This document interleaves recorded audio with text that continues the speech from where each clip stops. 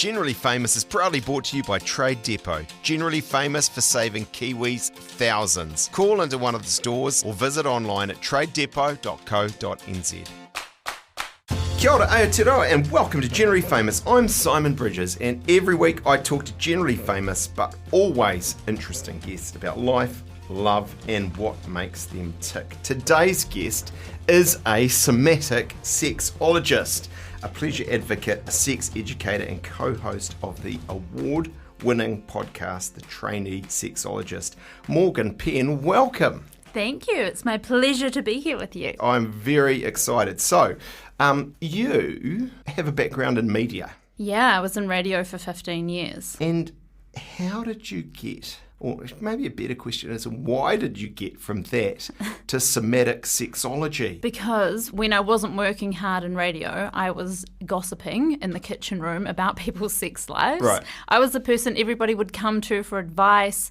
I loved sex. I loved exploring things. I didn't understand why people thought it was a bad thing or why people kept things a secret. And so I just became the safe person that anybody could talk to about sex. Yep. And then I sort of always felt with radio, I wasn't fulfilling my sole purpose. There was still something more that I wanted to be doing.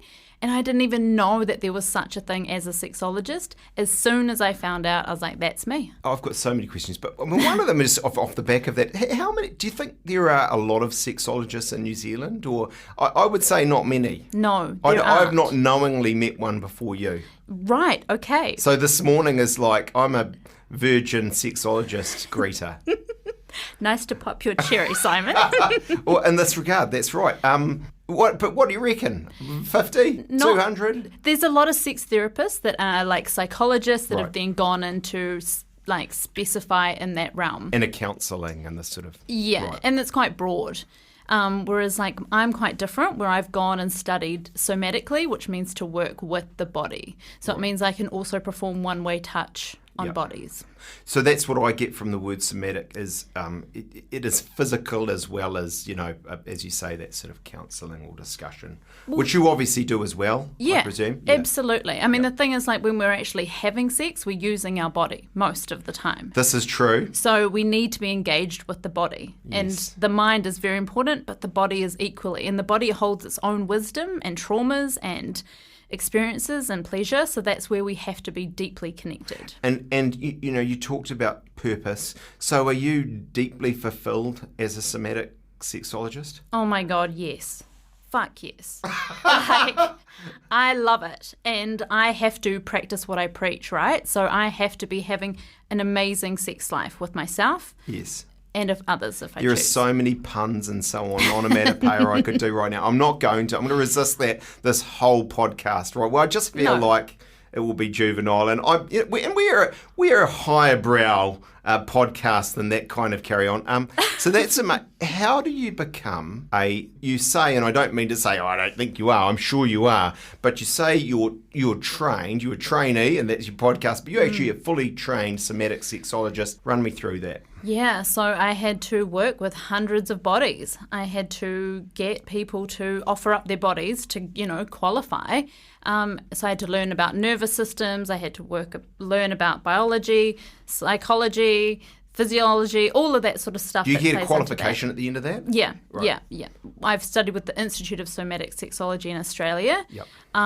That's like one of my core learnings. But just the study never ends for me. I always want to keep learning. Neuroscience is always developing, and so does pleasure. And I mean, if you look at anatomical pictures about genitals, that's still changing. Like the proper picture of the length of the clitoris has only been fully discovered in the last 100 years. So there's a lot to learn. And there's so much, as you say, we still don't know. Yes. And you're somatic, and just to unpack that ever so slightly more, we got the touch point, and that's really interesting in itself. But would you agree just on that so much about sex is in here, it's in the head as well. I mean, it's a deeply psychological, or whatever you want to call it, spiritual thing as much as it is this physical thing. I mean, it requires them both to be firing. Totally. The mind is our biggest sex organ. Yeah. We need to have that engaged and turned on to allow the physiological response of our body to begin with. But the thing is that most of us are deeply unembodied. We're disembodied. We're walking around very disconnected from our bodies. People sit all day long. We don't have good blood flow to the pelvic region. So then we try to turn on the mind. And yeah, we can do that. But the body takes a long time to get engaged. And maybe I'm engaged right now in an age-old trope, but I'm going to put it out there anyway, and you can metaphorically slap me down if you like. I mean, I presume my working hypothesis as a bloke would be everything you say I agree with, but it would be more so, that mind game is even more so for a woman than a man as a generalisation. Whereas, kind of like men, don't be wrong, I sit down all day, everything you've just said is true, and I'm not suggesting there's not a mental aspect for me, I'm sure there is. But what's also true is, blokes sort of want sex, and an orgasm is a relatively, not for everyone, but a simple proposition. Is that right, or would you say no?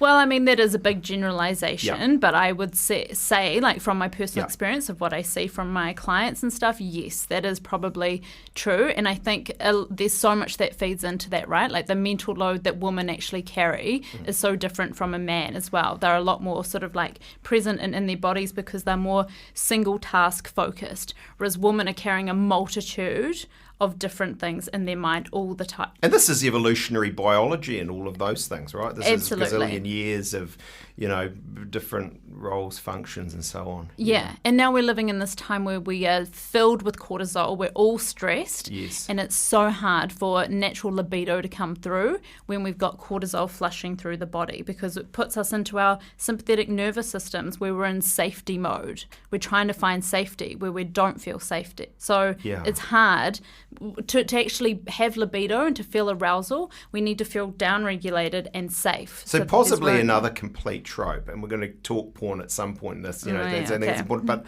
but cortisol and what you've said and the stress, we'd be having better sex if we didn't have social media. Whoa, why do you think that? I don't know, because I just feel like that's creating all of these stresses, and, we're comparing ourselves and all of these things, and actually, to get to that more kind of naturalistic place, I'm putting words in your mouth, but that you mentioned, this kind of more simple life would mean better sex. Well, yes, I suppose, but I guess we also learn so much on social media as well. I mean, that's one of my biggest platforms where I get to share. That's one of my biggest values, is being accessible to people. Yeah. So I want to educate and share through. And you're giving platform. Advice, right? Yeah, absolutely, and sharing my personal experience in that realm. I'm interested. I believe I'm right to say you're close to your mum, and you'll have whānau and all.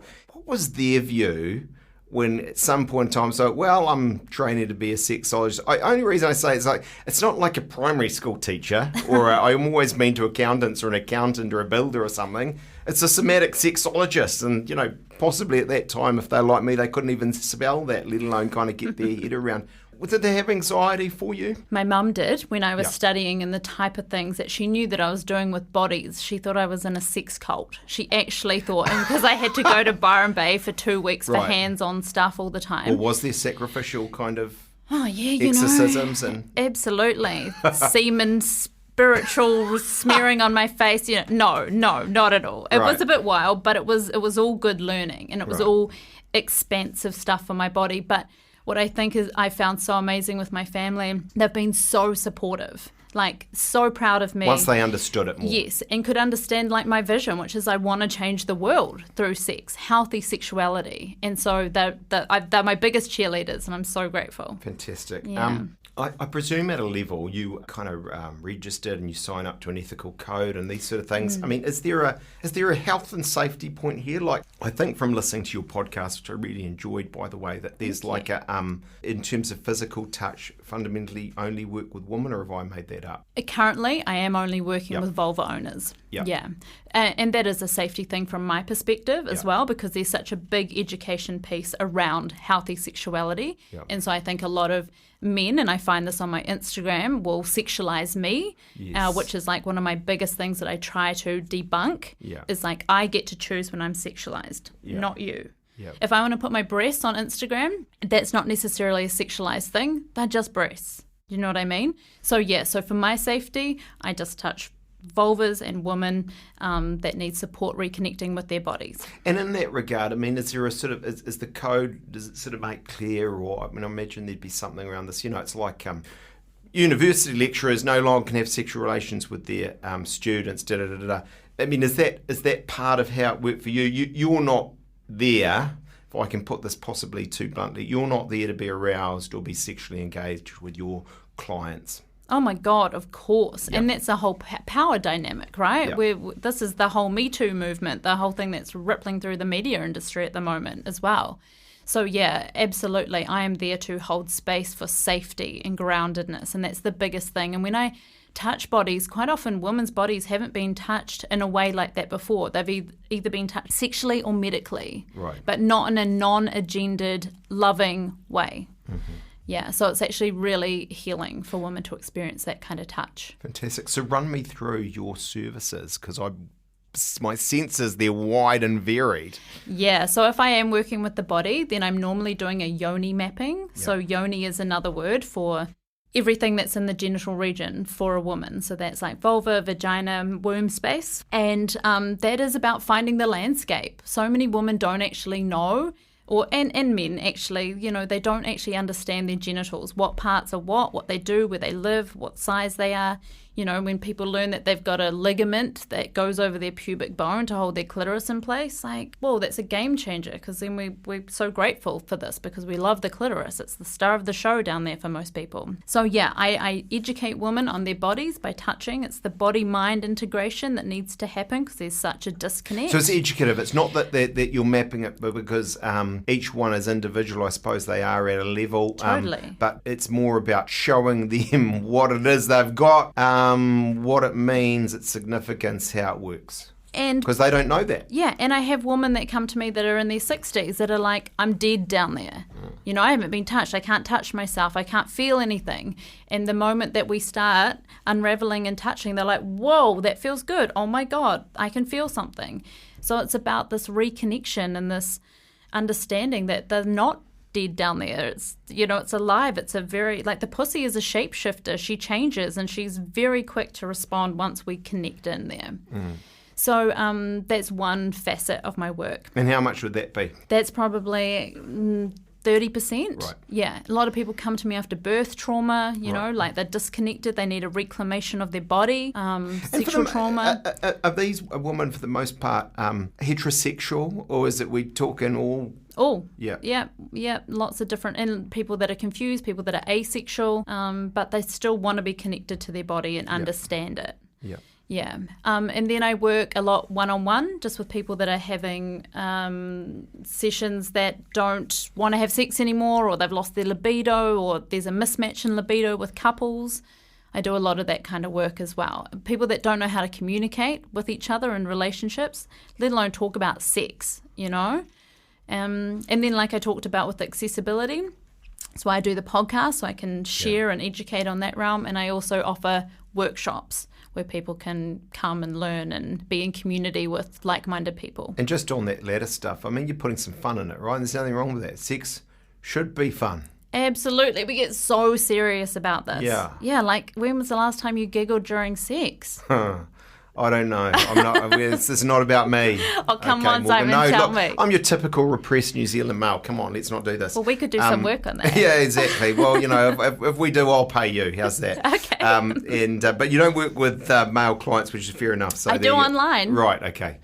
Okay, right. Moving right along. I'm feeling uncomfortable. I knew this. You already got me off guard. We've got to come to it by the vulva cushion that Morgan has showed me, and that we have literally sitting in it's not in the middle of the table because it was making me feel uncomfortable. I don't know why. My word, not yours. But when I think about what you've just told me, my sense would be, so people aren't coming to you because, maybe a few are, because they say, oh, we can spice this up or make it even better. Yeah. But fundamentally, my premise would be, people aren't coming to you because they're in functional normality, everything's good, they're having sex all the time, they enjoy it most of the time, amazing. They're coming because there's here's my word, dysfunction, or something that's not quite right. It's dead, it's painful, is that right? You are spot on. The majority of people that come in have got deep sexual dysfunction in some level, where they are either not having sex at all, they feel so shut down, there's so much shame, there is just numbness, there is no desire. I think the world is so sexualized, right? Sex sells in marketing. There's people like me that's out there talking about it all the time now. Sex has become really cool and, that people are empowered in it, and that's fantastic. But then people are comparing themselves to that and thinking, why don't I want to have sex? Why is there nothing? I'm not aroused during my day. There's people that are attracted to people that they didn't think they could be attracted to. There's a lot of confusion around sex these days. Our youth that are coming through, a lot more fluid and open as well. But that's a whole spectrum that needs exploring in safety. And there's not enough people out there kind of holding that space. So, yeah, people come to me for such a huge range of things. But for someone to come saying, I've got a great sex life and how can I build on that, is very slim. Yeah. I'm normally the hospital, like the ambulance at the bottom of the hill. Is there a handful of the most common things that are presented to you? Yeah. I would say mismatch in libido for couples. And that's what causes all the divide, right? And to fall into the trope, is that always, man wants it every second, no, she doesn't? No, actually. I probably see that probably 60% of the time, but 40% of the time it is women wanting it more than men. So, and I'm seeing a lot, and I guess it's probably because of my age as well, but a lot of couples in their 30s where they, people find each other, they fall in love, the sex is really hot for a couple of years, and then like men deeply fall in love, and what happens on a hormonal level is that men don't feel like they need to spread their seed anymore. They feel safe, they feel loved, and they just, the sex just dies off. And for women, they want to feel desired, and they think, oh my God, like what's wrong with me? You don't love me anymore. You don't desire me anymore. You want to go and find somebody else. And a man's like, And we're talking heteronormative here. You've described the sort of common scenario that many coupled up people go through, right? Yeah. Yeah, it's without being sort of gratuitous about it. Well, you can if you want, but give us a sense of like, I suppose I want to say case studies, but look, just real life people who've come to you and you've sort of helped, Yeah, okay. Well, one that's a really cool success story at the moment that just came through an email from a client was that I work with a lot of women that have got vaginismus, which means that they are experiencing painful sex. Right. Their vagina has literally shut up shop. Those vaginal walls have clamped down, and so it's like physically impossible to get anything inside there. Tampon, fingers, penis. And this couple have been together for 5 years, never had penetrative sex, deeply desired a baby, and thought that it was never going to happen. She'd been to pelvic floor physios, couldn't get the help she needed, and then she'd heard about me. And I worked with her for a couple of months, and she was able to slowly get a finger in and then a penis. And so it was about 6 months ago we finished working together, and she just emailed me on Monday to tell me that she is pregnant. Amazing. So like that just, makes my heart burst. There, right? Yeah, it's beautiful. Is that somatic? You are manipulating, you are... You get that word's vicious. I'm sorry. my language. I need more words in my vocabulary. You tell me. I didn't work hands-on with that person, actually. Right. We worked via Zoom. Right. But the formula that I work to with clients with vaginismus is pretty structured and can be done anywhere. And that's sort of based on science. Absolutely, it is. Yeah, and nervous system work. And what about, have you got example? I'm sure they're few and far between, Morgan, but where, you've worked with a client and you've given it your best and it's just been a failure. Yeah, yes, there are people like that. I mean, it's a bit hard for me to talk, but I'll generalize, I guess, in this realm, is that I have people that come to me that want to talk about their partner, and I say, well, actually, that's not fair to talk about the partner unless the partner's here, in that realm where they're trying to learn how to change them. Right. And so, and what's funny is we always unearth that it's actually about the person that's actually is presenting here. But if they're not prepared to deal with that, exactly, you can't do that much. Yeah. Is sex a basic need? I'm going to say, is it a human right? Absolutely. Of course it is. It's pleasure. Our bodies are wired for pleasure. Yeah. So, when when we take that away, of course it's a human right. Think about, female genital mutilation that happens over in Africa, things like that. That's taking away pleasure. It is a human right. We deserve it. And that's part of our reproductive system. We're not meant to be having sex without pleasure.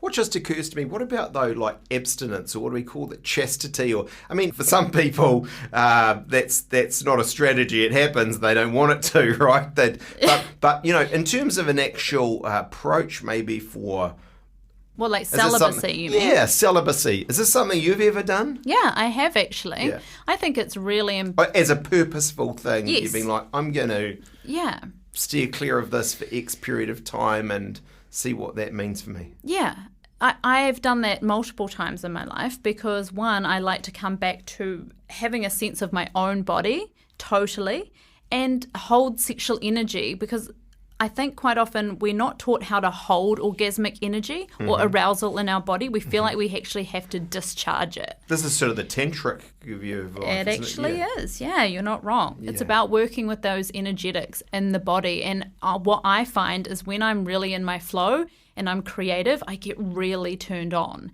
and I want to go and, self-pleasure. But when I hold that, my creativity just goes up tenfold. I'm more productive in the world, so it is quite an interesting energy to play with. Yeah. Because when we are, having sex with other people, we are sharing energetics. It's a lot. Especially, I think, for men as well, when there's this ejaculation. This is life force energy being spread out into the world. It's a discharge. There's literally a lot of stuff coming out of the body. Yes. Yeah. There's no doubt about that. Now, I'm such a Kiwi bloke, aren't I? Look, I feel like you're going to cop out on this question. I'm just putting that out there right at the start. But is there a normal rate at which you'd say couples should be having sex? No. I knew you were going to say that. Well, it's not a cop-out. It is that I don't want people to freak out. Because that's not them. Yeah, this is the thing. People, we love a good comparison, and this is what we live by them. I know, and it's a crock of shit because we have to find our own normal about what feels good for us. Yes. And, I think it's so hard to find two people that want to be having the same amount of sex all the time. We're always in different seasons as well of where we're going to feel more arousal and want more stuff. But it is a conversation that couples should have. What are your expectations? What are your desires in this area? Because people don't have these conversations early on, and then they get into long-term stuff, and then they realize they are totally mismatched in that area. So, yeah, no, I hear you. How long have you been married for? 17 years, 18 years. Wow. And would you say the amount of sex that you have in a week has changed in that time? Look, I without getting too technical here, I would suggest it's got better. Great. Actually, I recognise what you're saying about that sort of. It's probably from kind of running on the savannah or something, that biological thing around, the first flush of it all, and then it dies down and there's a bit of a lull. But, you work at it and you do the right things. And so that's what I would sort of say. And that's great. What would you say? See, says he changing the subject very quickly. Yeah, we'll edit that bit out. No, we won't. What comprises good sex? Oh, that's a great question. Yeah, because you haven't told me, but I've read or I've seen somewhere you've sort of said, a lot of people are looking for that. Morgan, just give me the cheat list. Give me the 17 things or the 4 things I can do. I'm orgasming every time. Dial an orgasm. I mean, is that? But what? And that's obviously me being silly. But what's good sex? Yeah, good sex is where there is communication beforehand, I believe, so that we are working out boundaries, so that we both feel safe, or multiple people, how many people are involved, can feel safe in whatever's going to unfold. So there's no unexpected things, and there's clear desires around what's going to happen, and, whether or not the other person can meet those desires. Yeah. And then it's about slowing down, being present, being in tune with the other person. So many people think that they can they claim, I'm so good at sex, or like, I know what I'm doing. But the thing is, anytime you're with somebody new, or even with someone that you've been with for 17, 18 years, it's still a different... It's not that long, Morgan. It's not that long. Could have been 40 years. Okay. Well, it couldn't, because I'm only 46, and that would be illegal. But yeah. But you know what I mean. Like it's still it's a different interaction every time, and you don't know what that person is feeling on that given day. So it's about connecting in and getting a felt sense of what that body is responding to, and asking and checking along the way. So many people think communication or talking during sex is like yuck, or, is going to kill the mood, but it's not. It's actually hot. You get to get a real gauge on what's turning the other person on. So I think, eye contact, deep breaths, voicing needs, giggling, stopping for a water break, saying I need a break because you've got a cramp in your leg. This is the reality of sex. Yeah. So it's about just being and not really getting fussed present about that, because it's not like in the movies or, No, so we want to take away the goal of orgasm, because then it makes it more of an expansive play session. Yeah, and it's just about trying different things. And I think we get so worried that we're not going to like something, or we're going to turn somebody off, but we can say, oh, I've got a desire. Can you try this? Or can you just nibble on my ear and see what happens? Because then when you've got this communication, you can start something, but you can stop it at any time as well. There's 3 things that I love about Trade Depot. Probably more, but 3 that really stand out to me. The first is the way that Trade Depot is 100% Kiwi owned. I still reckon that counts for something. And what it also means in a really practical sense is they understand you as a Kiwi and what it is you're about. In fact, Trade Depot, they live and they walk the talk. They live and breathe the great Kiwi DIY mindset. The second thing I really, really like, and in fact can spend a lot of time getting sucked into, is that Trade Depot stocks more than 4,500 top quality home improvement products. You heard me right there, 4,500. And that's because it's New Zealand's largest online home improvement store. When you're in there, you can get the colour, the type, the size, the particularity you want from their top quality home improvement products of every, as I say, shape and size. The third thing that I really like, and I think is why Trade Depot's doing so well, is low prices always. There's free delivery with minimum spends for Auckland, Hamilton and Christchurch. T's and C's apply. Check out tradedepot.co.nz or call into one of their 3 stores in Auckland, Christchurch, or the new superstore in Hamilton near the airport. Do you think as a Kiwi society, are we a bit juvenile? We talk about it lots but not enough kind of culture, or what around sex? Yeah, around sex. I mean, probably around 50 things, but let's just stick with sex for now.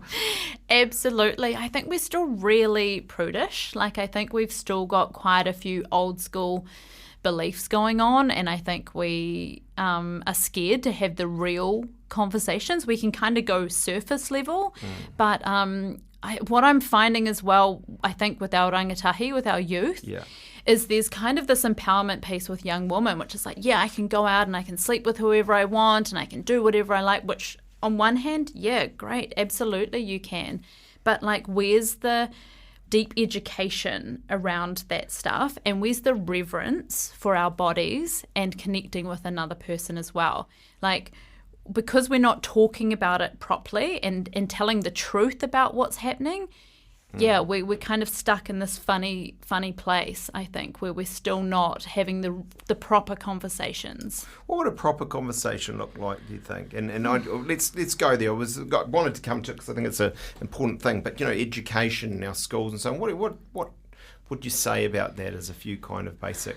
Yeah, I guess consent, there's still grey areas around consent, when it's being taught as well, but it's so clear, but I still see it all the time in our world where consent is clearly not understood.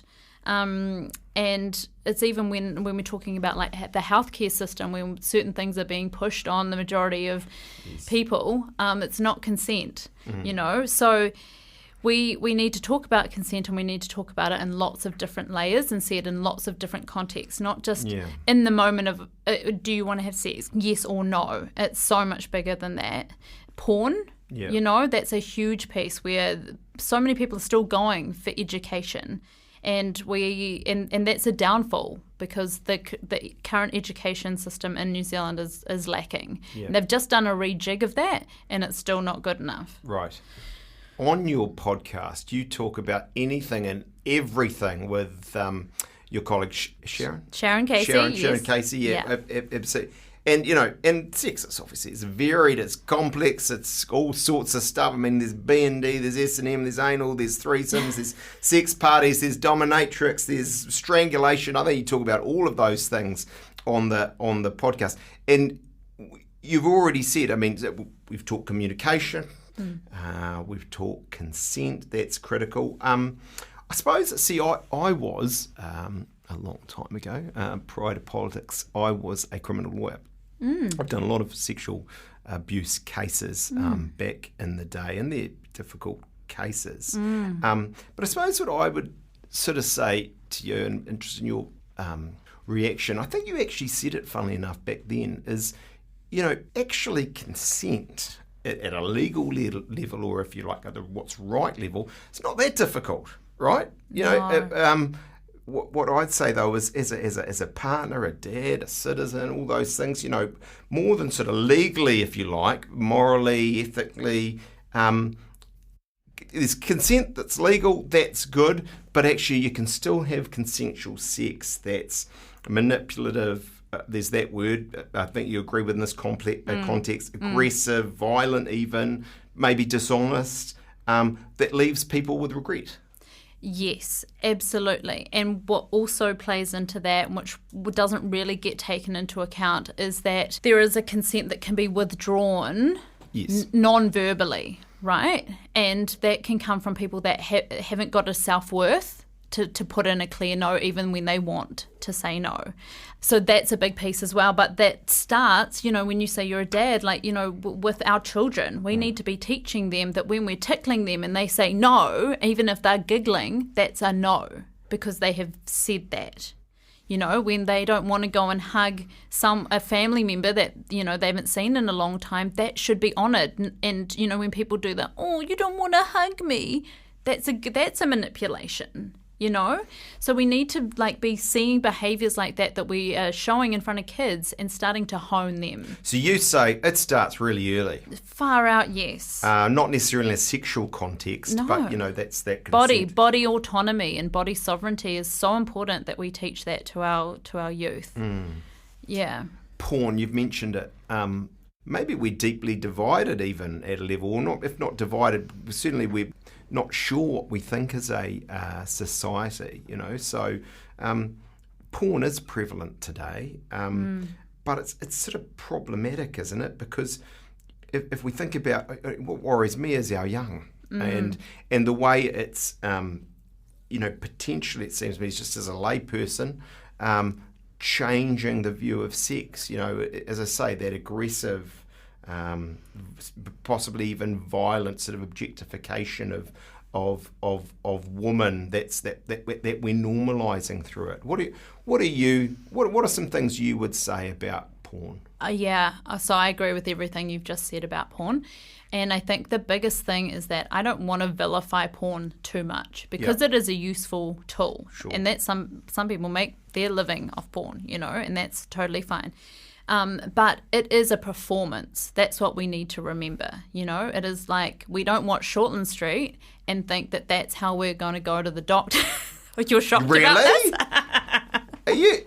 You can be very educative. No, I've already said on another podcast I've never watched it. So I have not. I mean, it makes me less of a Kiwi or something, but 7 to 7:30 is not a time I'm routinely, other than Fairgo on a Sunday. Oh my God. Not Fairgo, what am I saying?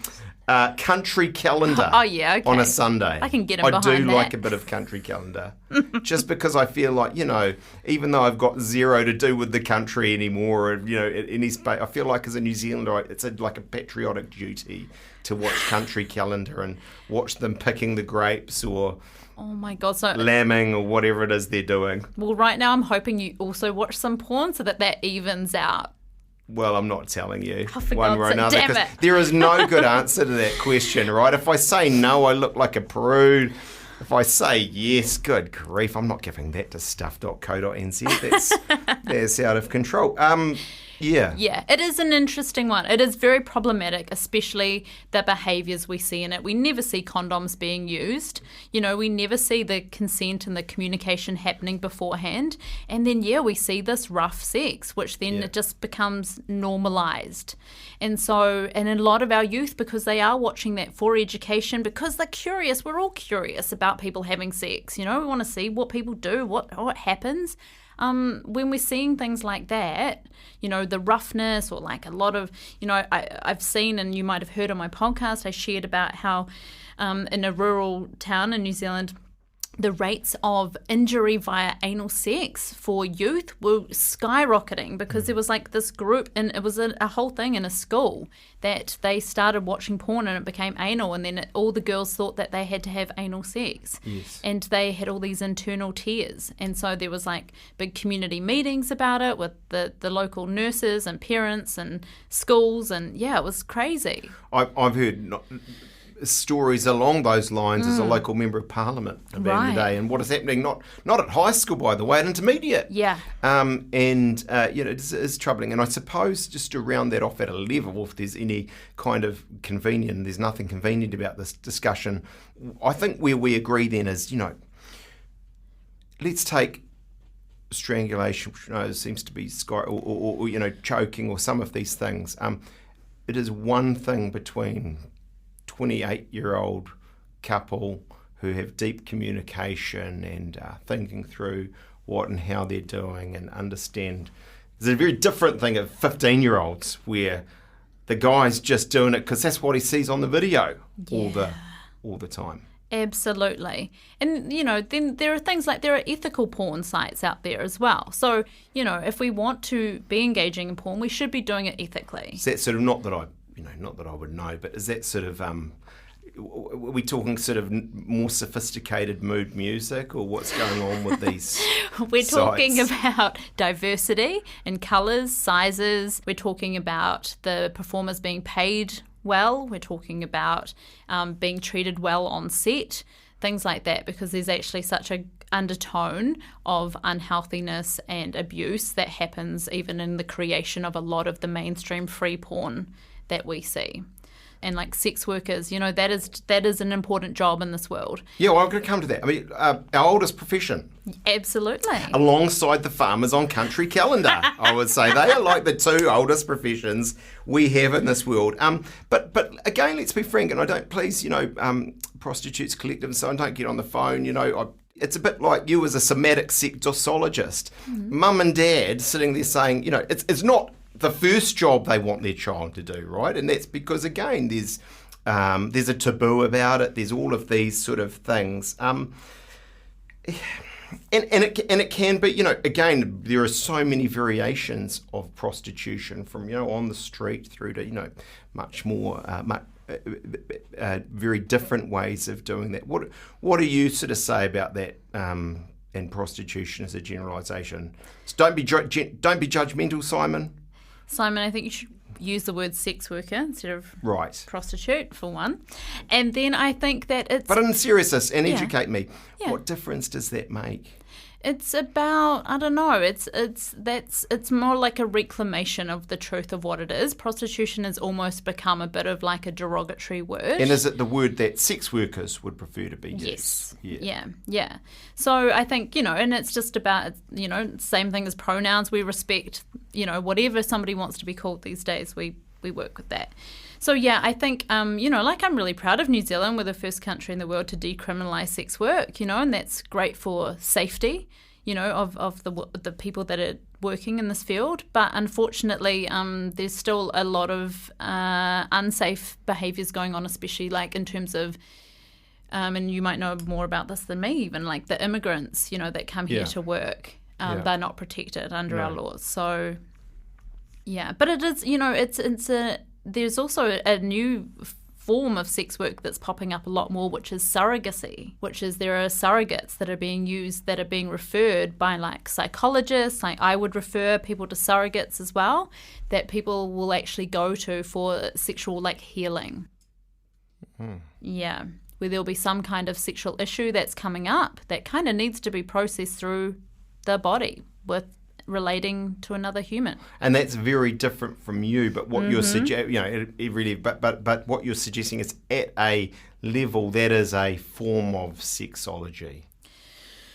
You wouldn't go that far. Oh, yeah. What I took from you, but maybe I didn't understand, is this a form of sex work that's actually got an educative, helpful function to it, and because of dysfunction or an issue with the client. That might not necessarily be just based on pleasure. Yes. Yeah, Gotcha. Totally. Yeah. Gotcha. I read a piece, and, a man like me with a little bit of knowledge is a very dangerous thing, but I read a piece not long ago, and I thought of you because I knew we were going to have a chat, and it was going to be a great one. And it was a debate between what they called sex positive and a sex negative feminist, right? And it was a transcript of their conversation. And so this is all very simplistic. So again, no one ring me up or send me emails. Look, this is radio or podcast, and we haven't got time for me to get into nuance here. Those who argue simplistically for the virtues of no holds barred sexual freedom at one level, right? That's sort of out there. It's one side of the caricature of it. And then those who say, no, look, because that comes at a big cost to women. And it's at its most basic.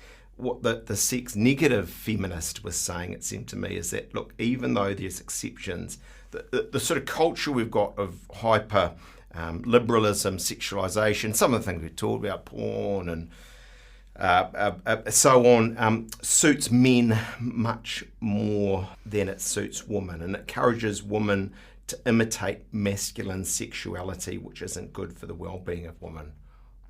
I know I've just sprung this on you. There's a lot in that, but what do you reckon? Oh, yeah, that's so big. That's a really big, yeah. Do you know what? My initial feeling in my body is like, yeah, I kind of believe that, to be honest. Like, because you're on the ground, if you like, maybe literally sometimes, but Simon. No, I just mean, because you have to be showing people what. Yeah. Anyway, you're on the ground level and experiencing what clients are telling you. Yeah. Yes. So, yes, I do feel like that. I feel like, oh, God, I'm really torn, actually, even trying to process that. Because on one hand, I feel like... And I suppose that's why I asked you, because that's probably what the reality of it is. I reckon it can both exist at once, actually, because I think, yes, you can have, it's your body, you can choose what you want to do with it, and you can be loud and proud, and you can just follow pleasure, and you can have whatever you want, and that can be so empowering. Like a couple in the apartment next to me. What did they do? Not my current apartment. I just want to say, by the way, to anyone living near me, it's like, good grief, guys. I stopped you on a serious point that I feel like and now I've... Okay, I can go back there if you want.